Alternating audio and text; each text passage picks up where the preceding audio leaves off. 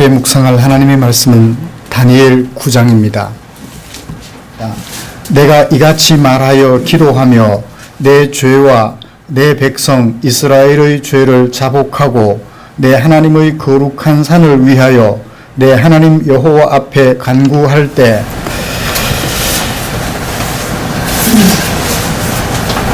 오늘은 3.1절입니다. 어떤 분이 3.1절의 의미를 새롭게 정리한 글을 읽었습니다. 3.1절은 독립운동이다 라고 평가하는 것에 대하여 다소 불만을 가지고 있는 그런 글이었습니다. 3.1운동은 그분의 주장에 의하면 3.1운동은 대한제국 고종황제의 신민임을 거부하고 일본 황제의 신민임을 거부하는 두 가지 의미를 가지고 있는 운동이다. 독립을 위한 것이라고 본다면 운동이라는 단어로 정의할 수 있겠지만 대한제국 고종황제의 신민임을 거부하고 백성들의 나라임을 선포한다는 면에서는 혁명이다 라고 하는 주장입니다. 그래서 3.1운동은 독립운동을 넘어 혁명이었다 라고 얘기를 합니다. 이 나라는 왕의 나라도 아니고 일본 황제의 나라도 아니고 우리 국민들의 나라다. 민국이라는 것이죠. 그래서 제 헌법에 우리나라를 국호를 가리켜 대한민국이다. 백성들의 나라다라고 정의를 하고 있는 것입니다. 신민의 나라가 신민이 되는 왕의 나라, 황제의 나라가 아니라 백성들의 나라라고 하는 것이죠. 글쎄요, 시골의 어른들이 그런 의식을 가지고 태극기를 흔들며 만세운동을 벌였는지는 모르겠습니다. 그렇지만 학자들에 의하면 적어도 3.1 만세운동을 시작하신 분들은 그런 의미를 다 가지고 있다 라고 정리한 글을 읽으면서 그렇게 큰 운동을 일으킨 우리나라 국민들이 대단하다라는 생각을 3.1절을 지내면서 해보았습니다. 왕의 신하요 왕의 백성으로서 나라가 아니라 우리 국민들의 나라임을 바로 세울 수 있었던 3.1운동 3.1절을 지내면서 오늘 하나님께서 우리에게 주시는 말씀을 또 마음에 새겨보는 좋은 기회가 되기를 소원합니다. 다니엘은 포로 생활을 시작한 때로부터 48년이 지난 BC 553년 벨사살 왕의 원년에 첫 번째 환상을 보았지요. 내 큰 짐승이 정한 때까지 받은 권세로 성도들을 상대로 싸워서 이깁니다. 그러다가 정한 때가 되면 옛적부터 항상 계시니 하나님 앞에서 심판을 받는다는 것이 첫 번째 환상이었죠. 그리고 3년이 지난 벨사살 왕 3년, 곧 BC 550년에 두 번째 환상을 거듭 보게 됩니다. 숫염소가 숫양을 공격하여 이기는가 하면 숫염소와 숫양이 군대의 주제 곧 하나님을 대적하기도 하고 성도들을 곤란하게 하다가 정한 기간 2300주야가 지나면 사람의 손에 의하지 않고 깨어지게 된다라는 것이었습니다. 우리는 다니엘이 3년에 걸쳐서 보았던 다른 두 번의 환상을 살펴보았는데요. 두 환상은 비슷한 의미를 가지나 그 소재는 달리하는 그런 환상이었습니다. 정한 기간까지 성도들은 짐승에게 환난을 당하고 그러나 정한 때가 되면 그 짐승은 하나님에 의하여 제거되며 마침내 성도들은 평안을 누리게 된다라는 것이었죠.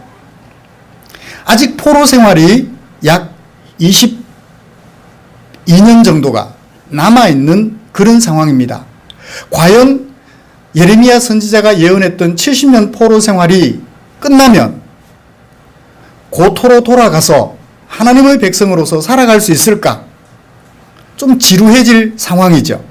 48년의 세월이 지나고 22년을 남겨둔 상황에서 지루해질 시점에 3년에 걸쳐 2번 거듭되는 환상을 통하여서 정한 기한이 되면 성도들을 곤란하게 하고 대적했던 그 짐승들은 제거되고 하나님에 의하여 성도들은 평안을 누리게 된다는 것이었습니다. 오늘도 이런 환란의 기간임에도 불구하고 변함없이 하나님을 바라보며 환란을 가져오는 짐승들이 제거되는 정한 때를 기다리며 살아가는 저와 여러분, 우리 모두를 위하여 하나님께서는 다니엘 9장 1절부터 27절까지 말씀을 주셨습니다. 저는 이 본문을 가지고 종말까지 일어날 일이라는 제목으로 설교하고자 합니다. 말씀 나누는 중에 하나님의 크신 은혜를 기대해 봅니다. 이렇게 2번에 걸쳐서 짐승들이 옛적부터 계신 이에게 심판받을 때까지 활동할 것에 대하여 환상을 본 때로부터 22년이 지나갔습니다. 그렇게 2번에 걸쳐서 짐승들로부터 곤란을 당했던 성도들이 이제 정한 때 70년이 거의 다 되어가는 BC 539년 그때가 되었죠. 고레스가 바벨론 제국을 멸망시키고 이스라엘 백성들을 포로로 붙잡아갔던 그 바벨론 제국을 멸망시키고 다리오를 바벨론 영토를 다스리는 제후로 세웠을 바로 그때입니다. 페르시아 제국의 대왕은 고레스이며 그 넓은 바벨론 지역을 다스리도록 제후를 세웠는데 그 제후가 바로 다리오였죠. 포로로 붙잡아왔던 이스라엘 백성들을 고국으로 돌아가게 했습니다. 그때 다니엘은 포로로 붙잡혀 있다가 귀환을 하는 백성의 대열에 끼지 않고 여전히 바벨론에 남아 있었던 것 같아요. 왕 원년에 다니엘이 3번째 환상을 보게 됩니다. 포로 생활이 끝나고 하나님의 약속대로 고국으로 귀환하는 일이 일어나는 그때에 다니엘이 3번째 환상을 보는데 그 3번째 환상을 기록한 것이 오늘 다니엘 9장이에요. 이런 다니엘 9장의 내용을 잠깐 어떻게 구성되어 있는지 그 내용을 살펴보기를 원합니다. 1절부터 2절까지는 다니엘이 언제 무엇을 깨달아 알게 되었는지 설명해주고 있어요. 그 배경을 설명해주고 있습니다. 언제 깨달았다고 말합니까? 환상을 보고 깨달았다고 말을 하죠. 메대 족속 아하수에로의 아들 다리오가 갈대아 나라 왕으로 세움을 받던 첫 해, 그러니까 BC 539년이에요. 포로 생활이 끝나고 포로로 잡혀있던 사람들이 고국으로 돌아가는 그때 하나님께서 예레미야 선지자를 통하여 예언하셨던 70년 포로 생활이 끝나고 돌아가는 그때 무엇을 깨달아 알게 되었다고 얘기를 하죠? 예레미야 선지자가 알려준 70년 포로 생활에 대한 예언의 의미를 깨달았다라고 얘기를 하고 있습니다. 그러므로 9장은 다니엘이 포로 귀환이 일어나는 그 시점, 예레미야 선지자를 통하여 예언했던 70년 포로 생활이 끝나는 그 시점에 70년 포로 생활에 대한 예언이 가지고 있는 의미를 깨달았다라는 것이 우리에게 보여지는 메시지의 개략적인 내용이며 배경이 되겠습니다. 3절부터 27절까지는 그것을 어떤 과정을 거쳐서 깨닫게 되었으며 깨닫게 된 그 70년의 의미는 무엇인가 하는 것을 우리에게 소개해 주고 있습니다. 언제 깨닫게 되었다고 하죠? 어떤 상황을 거쳐서? 3절 보시면 뭘 하고 있었다고 하죠? 다니엘이, 내가 아는 1인칭은 다니엘을 말합니다. 내가 금식하며 기도하고 있었는데 그 기도의 내용은 3절부터 19절까지 내가 이렇게 기도하고 있었는데 20절 내가 이같이 말하여 기도하며 내 죄와 내 백성 이스라엘의 죄를 자복하고 내 하나님의 거룩한 산을 위하여 내 하나님 여호와 앞에 간구할 때 70년 포로 생활에 대한 예레미야 선지자의 예언을 네 가지고 있는 그 의미를 언제 깨달았다고요? 기도하고 있을 때. 기도의 내용은 3절부터 19절까지. 그렇게 기도하고 있을 때에 누가?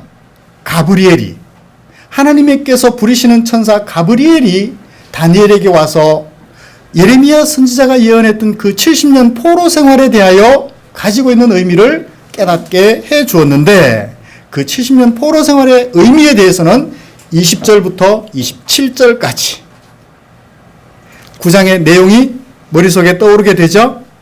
1절에는 언제 그 환상을 보았는지, 무엇을 보았는지 배경을 말해준 다음 어떻게 그것을 보게 되었는지 과정, 기도하는 중에 3절부터 19절까지 20절부터 27절까지는 70년 포로 생활에 대한 예레미야 선지자의 예언이 가지고 있는 의미를 깨닫게 되었다라고 합니다. 저는 이런 본문을 가지고 두 가지로 나누어 설교하려고 합니다. 그 첫 번째는 다니엘이 언제 그 70년 포로 생활에 대한 예레미야 선지자의 예언이 가지고 있는 의미를 깨닫게 되었는가 하는 것이에요. 3절부터 19절까지 말씀을 가지고 정리를 해보려 합니다. 그 다음 그렇게 깨닫게 된 70년 포로 생활의 의미는 무엇인가 하는 것을 살펴보면서 오늘 설교를 마무리하려고 합니다. 다니엘이 언제 70년 포로 생활에 대한 예언의 의미를 깨닫게 되었다고 했죠? 기도하고 있을 때. 언제 기도하고 있었어요? 70년 포로 생활이 끝나는 시점에. 70년 포로 생활이 끝나는 시점에 금식하며 기도했어요. 아니 70년 포로 생활이 끝났을 때라면 그래서 포로로 붙잡혀 왔던 사람들이 고국으로 돌아가는 시점이라면 어떻게 해야 되죠? 여러분들이라면 어떻게 해야 될까요? 일제 36년인가요? 통치가 끝났어요. 그럼 어떻게 해야 되죠? 1945년 8월 15일 어떻게 해야 됩니까? 만세를 부르며 거리를 뛰쳐나가고 이제 우리가 해방되었다 기뻐해야 되잖아요. 그런데 다니엘은 뭐 하고 있어요? 기도만 했나요? 뭐 하며 기도했죠? 금식하며 기도하고 있다는 거예요. 금식하며 기도해요.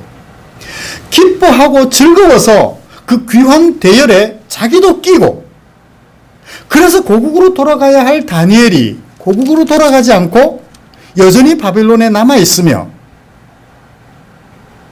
다리오 왕의 바벨론의 제2인자로서 여전히 남아 있는 거예요.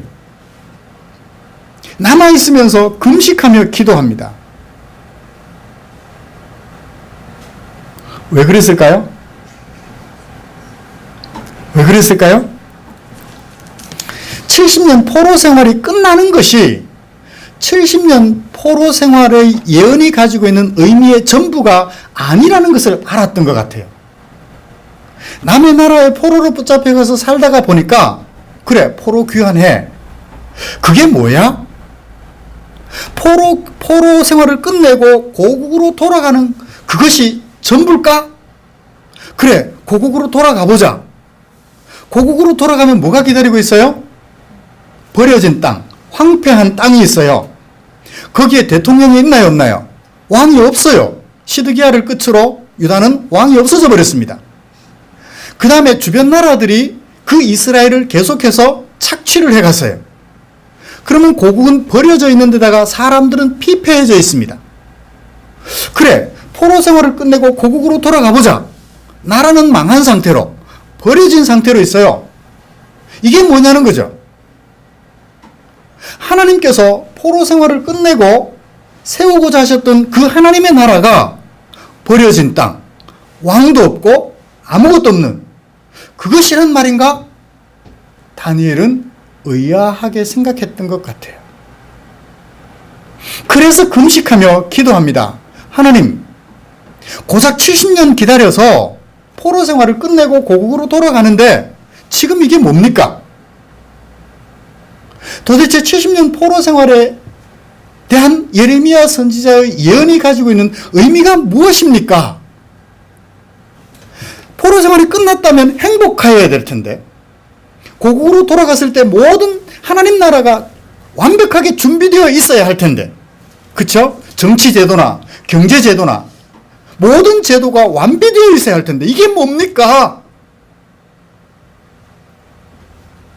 우리나라를 돌이켜보죠. 일제 치하 36년이 끝났어요. 나라가 어떻게 됐죠? 준비되어 있었나요? 독립운동가들은 거의 대부분 죽었습니다. 대한제국을 끝내고 대한민국 임시정부를 만들었던 사람들은 거의 대부분 죽었습니다. 몇몇만 살아있었죠. 누가 살아있어요? 친일파들만 살아있어요. 독립운동 죽어보자고 목숨 바쳐서 실컷 했는데 남은 사람들은 누구? 친일파로서 일본의 앞잡이가 되어 나라를 다스렸던 사람들, 그 사람들만 살아있어요. 마찬가지입니다. 포로 생활이 끝났는데 남아있는 사람들은 누구? 바보 같은 사람들만 남아있는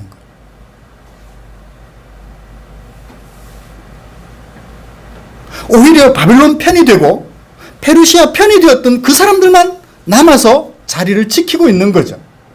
겨우 목숨을 연명하고 있었던 것입니다. 독립운동 재산을 바치고 목숨을 바쳐 해놓고 보니까 오히려 정권을 잡은 사람들은 친일파들이에요. 그들의 후손들은 지금도 잘 살고 있어요.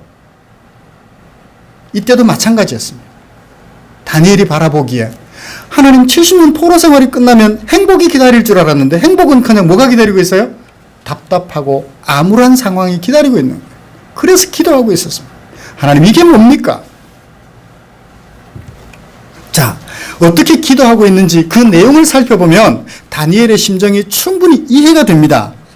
먼저 4절을 보시면 기도하기를 결심하고 금식하며 죄를 뒤집어 쓰고 베옷을 입고 고급 간부로서 고급 왕 다음 2인자로서 자리를 포기하고 기도하는데 하나님을 찾습니다. 크시고 두려워할 주 하나님, 당신의 백성들에게 언약을 지키시고 그 백성들에게 인자를 베푸시는 하나님을 찾은 다음 기도해요. 우리는 범죄하였으며 패역하였으며 행악하였으며 반역하였으며 하나님의 법도의 규례를 떠났습니다. 동사만 살펴보죠. 하나님, 우리는 듣지 아니하였습니다. 온 국민에게 말씀하신 하나님의 말씀을 듣지 않았습니다. 주여, 마지막 부분, 7절 마지막 부분, 주께 죄를 범했기 때문에 여기 이렇게 포로로 붙잡혀 와 있습니다. 8절, 주여, 우리가 주께 범죄하였습니다. 9절, 주여, 우리가 주께 패역하였습니다. 10절, 우리 하나님 여호와의 목소리를 듣지 아니하였으며 율법을 행하지 아니하였습니다. 11절, 온 이스라엘이 우리가 주께 범죄하였습니다. 자신을 비롯하여 모든 이스라엘이 범죄하였기 때문에 오늘 이렇게 어려움에 처했습니다 라며 회개합니다. 포로 생활이 끝나서 기뻐가지고 고국으로 돌아가야 할 시점에 자기는 고국으로 돌아가지 않고 남아서 오늘 우리가 이렇게 비참하게 된 것은, 지금 비참하게 됐나요? 돌아가게 됐잖아요. 얼마나 행복해요? 그런데 그 행복한 상황을 행복하게 여기지 않는 것입니다. 너무 비참한 거예요. 제사 제도를 유지해갈 제사장들, 제대로 된 제사장들이 없습니다. 비참해요. 친바벨론파, 친페르시아파만 남아있는 거예요. 제대로 된 하나님의 백성들이 없습니다. 그 까닭은 우리가 범죄하였기 때문입니다. 그래서 어떻게 됐다고요? 12절, 주께서 우리에게 큰 재앙을 내리셨습니다.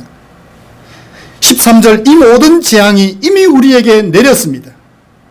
그럼에도 불구하고 우리는 13절, 주 하나님의 얼굴을 기쁘게 하지 아니하였습니다.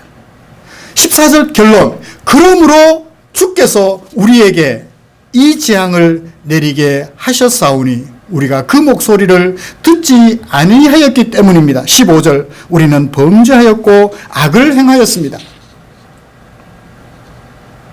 철저하게 회개합니다. 우리가 이같이 범죄했기 때문에 오늘 우리의 형편이 이 모양입니다 라며 회개하고 있어요. 회개하다가 자학하고 끝내버렸을까요? 내가 죄인입니다. 내가 죄인입니다. 죽여주시옵소서 하고 끝났나요? 아닙니다. 16절부터 기도합니다. 주여 구하옵나니 주는 주의 공의를 따라 주의 분노를 주의 성 예루살렘 거룩한 산에서 떠나게 하옵소서. 주의 분노를 거두어 달라고 하나님 앞에 간구하고 있습니다. 17절, 그러하온즉 하나님이여 기도와 간구를 들으시고 주의 얼굴빛을 주의 황폐한 성소에 비춰주십시오. 더럽고 추하지만 당신의 얼굴빛을 다시 한번 이곳에 비춰주십시오.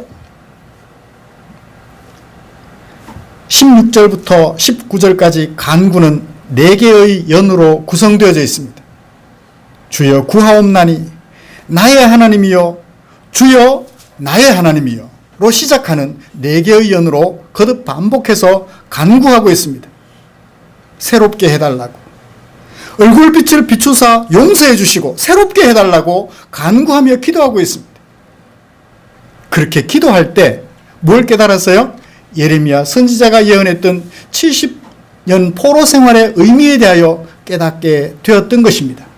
70년 포로 생활이 끝나고 모든 것이 회복되어 완벽하게 이루어지는 것이 아니라는 것을 깨닫게 되었던 것 같아요. 사랑하는 성도 여러분, 우리 앞에 살아가는 삶의 현장은 이렇게 어렵습니다. 될 것 같은데 되지 않고 어려움이 여전히 우리 앞에 펼쳐져 있어요. 그때 우리는 무엇을 하자고요? 기도하자고요. 기도만 하면 환상 속에서 70년 그게 막 떠오르면서 해답이 나오나요? 그런 건 아닌 것 같아요. 70년 포로 생활의 예언은 어디를 통해서 알았을까요? 성경을 통해서 알게 된 거죠. 기도하면서 또 눈을 떴을 때는 성경을 보면서 그 속에 담겨있는 의미들을 깨달아 알려고 얼마나 애를 썼을까요? 그랬더니 기도하는 중에 하나님께서 천사 가브리엘을 보내가지고 그 의미를 알게 해주셨던 것 같아요. 사랑하는 성도 여러분, 하나님의 말씀을 제대로 알지 못하여 갑갑하시거든 다니엘이 기도했던 것처럼 오늘 내가 처한 형편은 하나님 앞에 내가 범죄하였기 때문입니다. 내가 범죄하여 추하고 더럽지만 그러나 언약하시며 신실하신 그 언약하신 것에 대하여 신실하신 하나님께서 나에게 다시 한번 추한 나에게 다시 한번 얼굴빛을 비추사 나를 용서하시고 내 삶 속에 하나님이 함께 하심을 알게 해달라고 간구를 드린다면 다니엘에게 함께 하셔서 그 의미를 깨닫게 해주셨던 하나님께서 오늘 우리에게 하나님 말씀 속에 담겨있는 그 의미를 깨닫게 해주실 줄 믿습니다. 신비한 음성 들으려 하지 마시고 날마다 성경 읽으며 우리 형편을 살펴 회개하고 간구하며 살아갈 때 하나님께서 다니엘에게 응답하셨던 것처럼 저와 여러분들에게 응답해 주셔서 우리의 마음을 시원하게 해주실 줄 믿습니다. 자, 그러면 천사 가브리엘을 통하여 깨닫게 해주신 그 70년 포로 생활의 의미는 뭘까요? 다니엘이 70년 포로 생활이 끝났을 때 행복해야만 했던 다니엘이 아직까지 행복하지 못하고 안타까워 금식하며 기도했던 그 다니엘을 시원하게 해줬던 70년 포로 생활의 의미는 무엇일까요? 언제 응답받았죠? 20절. 내가 이같이 말하여 기도하며 간구할 때 21절 곧 내가 기도할 때 누가 응답해 줬어요? 이전에 환상 중에 보았던 그 사람 가브리엘이, 천사 가브리엘이 빨리 날아와 가지고 내게 이르더니 말해 주었대요. 다니엘을 뭐라고 불렀나요? 너는 크게 은총을 입은 자라. 그 환상을 깨달아 알고 앞으로 네가 해야 될 일들을 하라라고 얘기를 해주시는 것 같습니다. 자, 그러면 70년 포로 생활의 의미를 무엇이라고 설명해 주었나요? 24절 70년이라는 기간은 뭐라고요? 기한이라고, 정해진 기한이라고 얘기를 합니다. 24절 정해진 기한. 71회라고 하니까 조금 혼돈스러워요. 두 가지 단어가 합해진 단어입니다. 70이라는 단어와 1이라는 단어가 합쳐진 거예요. 70이라는 단어와 7이라는 숫자가 합해진 단어입니다. 우리말에 이런 뜻이 있죠. 이런 말이 있죠. 아이를 낳고 나면 한 칠 지났다, 두 칠 지났다, 세 칠 지났다라는 얘기가 있죠. 하나, 둘, 셋도 숫자입니다. 그죠? 뒤에 7이라는 것도 숫자예요. 어떤 숫자? 한 칠. 그 7은 7이 아니고 명사입니다. 어떤 의미를 가진 명사? 7일이라는 기간을 가지고 있는 명사예요. 한 7이라 하면 7일이 지났다는 얘기입니다. 한도 숫자고 7은 7일이라는 기간을 말하는 명사예요. 일반 명사죠. 그래서 한 7 그러면 7일이 지났다. 두 7 그러면 2 곱하기 7은 14일이 지난 거예요. 세 7이 지났다 하면 3 곱하기 7, 21일이 지났다는 거예요. 그렇게 이해하시면 됩니다. 71회라는 말은 70 곱하기 7이라는 것입니다. 1회가 70번 그런 얘기죠. 그럼 얼마가 돼요? 490이 되겠죠. 근데 그것이 가지고 있는 의미는 숫자의 의미보다는 뭡니까? 기한이라는 거예요. 정해진 기한을 말한다. 71회라는 것은 정해진 기한. 그러니까 숫자를 가지고 그걸 해석하려고 막 머리를 굴리면 아무래도 해석이 안 나와요. 71회라고 말하는 것은 어떤 의미다? 정해진 기한이라는 것의 의미를 가지고 있다는 것. 그 의미에 집중해 주시면 좋겠습니다. 자, 정해진 기한이 지나면 무슨 일이 일어나나요? 24절 허물이 그치고 죄가 끝나고 죄가 용서되며 영원한 의가 드러나고 환상과 예언이 응하며 또 지극히 거룩한 네가 기름 부음을 받게 된다. 기름 부음 받는다는 말은 왕으로 세워진다라는 얘기입니다. 70년 정한 기한이 71회 정한 기한이 끝나면 일어나는 일을 잘 생각하시고 머릿속에 담아 두십시오. 뭐가 끝나요? 허물이 끝나고 죄가 끝나고 그 다음에 영원한 의가 드러나고 환상과 예언이 응하며 지극히 거룩한 네가 왕으로 세워진대요. 더러운 네가 지저분한 네가 왕으로 세워지는 것이 아니라 거룩한 네가. 어떤 거룩한 네? 앞에 형용사가 있습니다. 어떤 거룩한 네? 지극히 거룩한 네. 지극히 거룩한 네가 왕으로 세워진대요. 자, 70년 환상이 끝났을 때 저기 가볼까요? 27절 마지막을 보세요. 또 이미 정한 종말까지 무슨 일이 일어나요? 종말에 하나님의 진노가 어떻게 됩니까? 쏟아져요. 정한 종말이 끝나면 하나님의 진노가 쏟아져요. 누구에게? 황폐하게 하는 자에게. 이 황폐하게 하는 자는 누굴까요? 지극히 거룩한 네가 아니고 그냥 거룩한 네가 왕으로 세워지는 기름 부음 받는 한 왕. 그 왕에게 쏟아져요. 그러니까 71회라는 정한 기한이 끝났을 때 두 가지 일이 일어납니다. 그죠? 하나는 무슨 일?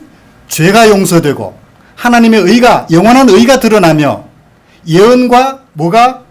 환상이 응하고 지극히 거룩한 이가 왕으로 세워지는가 하면 한편에는 하나님의 진노가 황폐하게 하는 자, 황폐하게 하려면 힘이 있어야 돼요, 없어야 돼요? 황폐하게 하려면, 다 부숴버리려면 힘이 있어야 돼요, 없어야 돼요? 힘이 있어야 되죠. 그 힘이 있어 가진 힘으로 황폐케 하는 자에게 하나님의 진노가 쏟아져요. 자, 상반되는 두 가지 일이 동시에 일어납니다. 죄가 용서되고 그 다음에 하나님의 의가 드러나며 예언과 환상이 성취되는, 그래서 지극히 거룩하신 이가 왕으로 세워지는 그것과 왕으로 세워졌던 황폐케 하는 자에게 하나님의 심판이 쏟아지는 것은 동시적 사건이죠. 심판과 구원이 언제? 정한 기한 70일회가 끝났을 때 일어나는 일이라고 말을 해요. 자, 그러면 70일회 그 기한 중간에는 어떤 일이 일어날까요? 너는 깨달아 알아라 25절부터 27절 상반절까지 71회를 세 가지로 나눕니다. 첫 번째 7일회 25절에 7일회라는 얘기가 나오고, 그 다음에 25절 하반부에 또 몇 일회가 나와요? 62일회가 나와요. 그 다음에 62일회 후에 27절 몇 일회가 나와요? 한 일회가 나와요.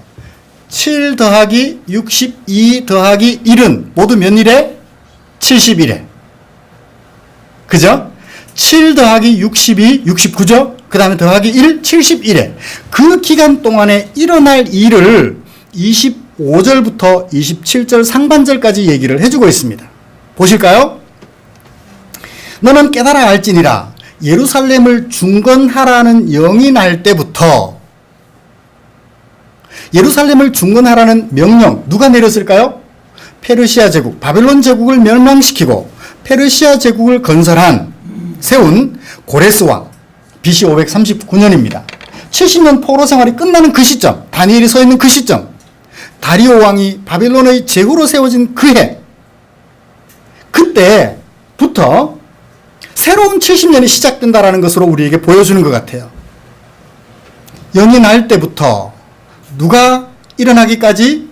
기름 부음 받은 자 곧 왕이 일어나기까지 7일회가 지나가고 또 62일회가 지나가는데, 시간을 뭐라고 수식하고 있나요? 그 곤란한 동안이라고 얘기를 해요. 그러니까 7일회와 62일회 동안 무슨 일이 일어나요? 곤란한 동안이래요. 곤란한 동안. 곤란한 동안. 여기 누가 세워졌나요?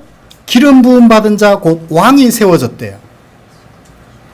여기 기름 부음 받은 자 곧 왕을 잘 염두에 두시고요. 그 다음에 26절로 넘어가서 62일회 후에, 그러면 처음부터 몇 일회가 지나갔나요? 69일회가 지나갔죠. 7일회, 62일회가 지나갔으니까 69일회가 지나간 후에 또 기름 부음 받은 자가 어떻게 되나요? 끊어져 없어진대요. 여기 끊어져 없어진다는 말은 살해당한다는 얘기입니다. 죽임당한다는 얘기예요. 끊어져 없어질 것이며, 뒤이어 누가 오나요? 한 왕의 백성이. 한 왕은 누굴까요? 그 앞에 있었던 기름 부음 받은 자 곧 왕, 25절. 그 왕의 백성이 와가지고서는 무슨 일을 하나요? 성읍과 성소를 무너뜨리고 전쟁이 있으며 황폐할 것이다. 26절은 평행대꾸라 그래요. 뭐냐면 한 왕이 와서 성소를 무너뜨리는데, 무너뜨렸지만 그의 마지막은 어떻게 돼요? 홍수에 휩쓸린 같이 휩쓸려 가버린대요. 그 다음에 전쟁이 있는데 끝에 어떻게 돼요? 황폐한대요. 같은 얘기를 거듭 반복하고 있죠. 자, 우리가 26절부터 27절까지 한 일회 동안 일어나는 일도 하나로 한 단어로 정의한다면 뭐라고 말할 수 있을까요? 혼돈이죠. 자, 69일회 동안 일어날 일을 25절에서 하나의 단어로 찾아본다면 곤란이라는 단어를 찾아볼 수 있을 것입니다. 여기서 이제 신학자들 사이에 해석의 문제가 일어나는 게 뭐냐면, 25절에 기름 부음 받은 자 곧 왕은 누구이며 26절에 기름 부음 받은 자, 끊어질 기름 부음 받은 자는 누구이며 한 왕의 백성, 장차 일어날 한 왕의 백성은 누구인가 하는 것 가지고 세대주의도 나오고 2단도 나오고 3단도 나오고 그래요. 자, 우리는 7일에 62일에 한 일이라는 숫자가 어떤 기간을 말한다고 보기보다는 무엇을 말한다? 정해진 기한이라는, 기간이 아니라 기한이라는 의미를 가지고 있다는 것을 살펴보았습니다. 70일회가 끝났을 때 죄가 용서되고 하나님의 의가, 영원한 의가 드러나서 하나님의 나라가 세워지는가 하면 한편에는 하나님의 나라를 회방했던 뭐가? 황폐케 하는 자가 심판을 받는다는 것을 살펴보았어요. 그럼 그 사이에 일어날 일들이 뭐냐는 거죠. 비록 7, 62 하나로 구분해 두었지만 그때 일어난 모든 일들은 곤란이라는 단어 하나로 표현해 볼 수 있다는 거죠. 그러므로 기름 부음 받은 자 곧 왕은 그냥 세상에 일어나는 왕이에요. 뭐와 대조되는? 24절에 지극히 거룩한 이와 대조되는. 그 다음 26절에 기름 부음 받은 자가 끊어진다는 것도 이걸 예수님이 십자가에 못 박혀 죽는 것이라고 해석하시는 학자들이 많아요. 주로 세대주의 학자들을 기준으로 말입니다. 지금 뭐 신사도 운동이나 우리 교회에서는 이런 얘기 해봐도 잘 이해를 못 하실 것 같은데 세대주의 전천연설 종말론을 얘기하는 사람들이 이것을 그리스도가 죽는 것으로 얘기를 해요. 자, 그러면 26절에 한 왕의 백성이 일어났는데 그 한 왕은 누구를 가리킬까요? 그 왕은 25절에 의하면 기름 부음 받은 자 곧 왕과 같은 왕이에요. 나기드라고, 히브리어로 나기드라고 그래요. 왕이에요. 여기 25절에 기름 부음 받은 자 곧 왕과 26절에 끊어져 없어질 기름 부음 받은 자와 그 뒤를 이을 한 왕은 모두 다 누구와 대조되는 24절에 지극히 거룩한 이, 기름 부음 받아 왕으로 세워지는 지극히 거룩한 이와 대조되는 세상의 왕들. 어떻게 하는 왕들? 황폐케 하는 왕들. 그들을 말하고 있다는 것이죠. 그래서 24절부터 27절까지는 교차 대꾸를 이루는 기가 막힌 수사법이에요. 천사 가브리엘이 다니엘에게 그 의미를 우리에게 아름답게 소개해주고 있습니다. 마지막 날에 무슨 일이 일어나요? 정한 기한이 끝나면 구원과 심판이 일어나고 그 70일의 동안 7, 62 하나로 구분되어지는 그 70일의 동안에는 무슨 일이 일어나요? 곤란하게 하고 황폐하게 하는 일들이 끊임없이 일어난다는 것입니다. 그 끊임없이 황폐케 하고 곤란케 하는 자는 어떤 자? 기름 부음 받아 왕으로 세워진 자. 기름 부음 받아 왕으로 세워진 자. 그는 결코 거룩한 자가 아니에요. 마지막에 최종적으로 기름 부음 받아 왕으로 세워지는 이는 어떻게 표현했나요? 24절에 지극히 거룩한 이라고 표현해 두었습니다. 그렇죠? 대조가 되는 거예요. 최종적으로 지극히 거룩한 이로서 왕으로 세움받을, 기름 부음 받아 왕으로 세워질 그분과 71회 동안 세상을 황폐하게 하고 곤란하게 할 기름 부음 받은 왕이 대비가 되는 거죠. 71의 의미를 우리에게 그렇게 소개를 해주고 있습니다. 자, 70년 포로 생활이 끝났지만 앞으로 또 70년 포로 생활이 계속될 거다라는 얘기예요. 이것은 이렇게도 얘기해 볼 수 있습니다. 이스라엘 백성들이 어디에서 종로로 됐죠? 아브라함의 자손들이. 어디서? 애굽에서 종로로 됐습니다. 그러다가 하나님의 은혜로 뭘 했습니까? 탈출을 했어요. 그걸 뭐라고 합니까? 출애굽이라 그래요. 출애굽을 했습니다. 첫 번째 출애굽이에요. 두 번째 출애굽은 바벨론 포로 생활에서 나와 어디로 가는 것? 고토로 돌아가는 거예요. 하나님이 주신 땅으로 돌아가는 것. 제2의 출애굽입니다. 지금 우리는 어디서 출애굽하고 있나요? 세상 속에서 하나님의 나라로 날마다 돌아가기 위하여 준비를 하고 있어요. 하나님이 우리에게 약속하신 땅은 이스라엘이 아닙니다. 그죠? 이스라엘 백성들에게 약속하신 고토, 회복할 땅은 가나안이지만 우리가 돌아가야 할 땅은 가나안이 아니에요. 성지순례한다고 이스라엘 가서 살까요? 그럴 수는 없잖아요. 하나님께서 우리에게 약속하신 그 나라, 지극히 거룩하신 이가 기름 부음 받아 왕으로 세워질 그 날이 올 때까지 우리는 부단히 이 세상을 탈출하여 어디로 가야 해요? 하나님께로 가야 합니다. 그 사이에 무슨 일이 일어난다고요? 황폐케 하는 일이 일어나며 곤란한 일들이 일어난다는 것이죠. 바벨론 포로 생활 70년이 그랬던 것처럼 우리 앞으로도 그렇게 될 것이라는 것을 70년 포로 생활이 가지고 있는 이중적 의미를 우리에게 가브리엘이 다니엘을 통하여 소개해주고 있는 것입니다. 말씀을 마치겠습니다.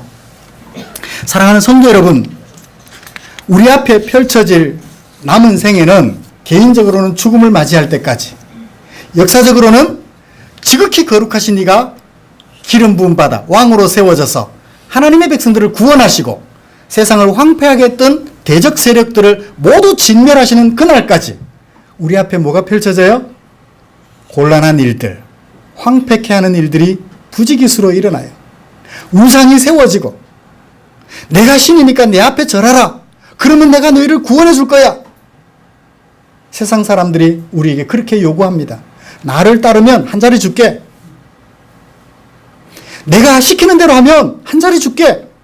자기가 마치 신인 것처럼 황폐케 해요. 그래요. 왜 직장 속에서 내부 고발을 하기가 힘이 드나요? 내부의 부조리를 고발하기가 힘이 드나요? 가족들의 생계가 달려 있으니까. 그렇죠? 내가 거기서 내부 고발을 하면 쫓겨나기 쉬울 텐데 쫓겨나면 내 가족들 생계는 누가 책임져요? 그러니까 마지못해 그 사람에게 복종합니다. 시키는 대로. 부정한 일인 줄 알면서도 해요. 먹고 살아야 되니까.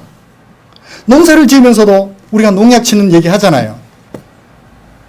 먹고 살아야 되니까 내가 이렇게 농약을 많이 치면 소비자들이 힘들어할 것 알면서도 먹고 살아야 되니까 농약을 많이 쳐요.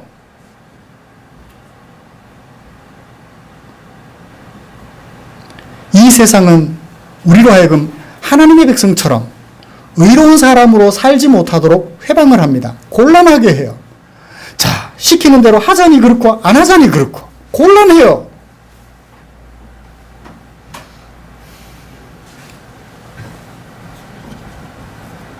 또 하나의 약속이라는 영화를 며칠 전에 보았습니다. 노동자를 소모품처럼 취급하는, 돈으로 모든 것을 해결하려 하는 그런 영화였죠. 기업가 정신을 우리에게 똑똑하게 보여주고 있습니다. 내가 돈 줄 테니까 목숨 걸고 와서 일하라. 목숨을 잃게 되면 돈 몇 억으로 해결해 주려 하고 그 몇 억 주는 것도 아까워서 나중에는 몇백만 원으로 해결하려 하는 그런 오늘 우리 시대를 보고 있어요. 세상을 황폐하게 하고 곤란하게 만듭니다. 이런 세상 속에 우리가 살아가고 있다고요. 우리는 뭘 바라볼까요?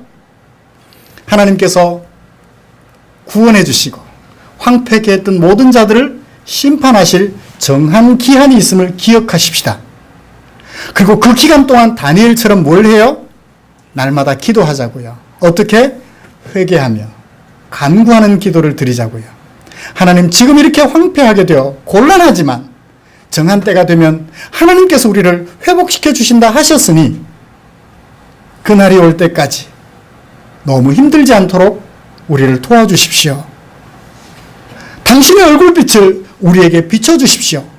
기도하며 우리의 남은 생애를 살아가는 저와 여러분들 되시기를 주님의 이름으로 축복합니다. 쉽지는 않을 거예요. 정말 쉽지 않을 거예요. 이렇게 하려니 가족들이 울고, 이렇게 하려니 내 양심이 울고, 하나님의 백성으로서 내 양심이 울고, 그럴 때마다 이 다니엘이 받았던 70일에 대한 환상을 기억하시며 황폐케 하는 그자, 곤란하게 하는 그자 반드시 심판당할 것임을 생각하고 곤란했던 우리가 회복될 것을 생각하며 기도하며 살아가는 저 여러분들 되십시다. 기도하겠습니다. 하나님 아버지, 다니엘이 받았던 이 70일에 대한 환상의 의미 다시 한번 깨달으면서 우리 앞에 주어질 삶의 형편을 생각해 봅니다. 예수 믿고 하나님의 백성으로 살아가는 우리 앞에 만사형통하는, 모든 일이 잘 되고 성공하는 그런 일이 펼쳐지는 것이 아니라 곤란하고 황폐하게 하는 일이 우리 앞에 일어난다고 말씀해 주었습니다.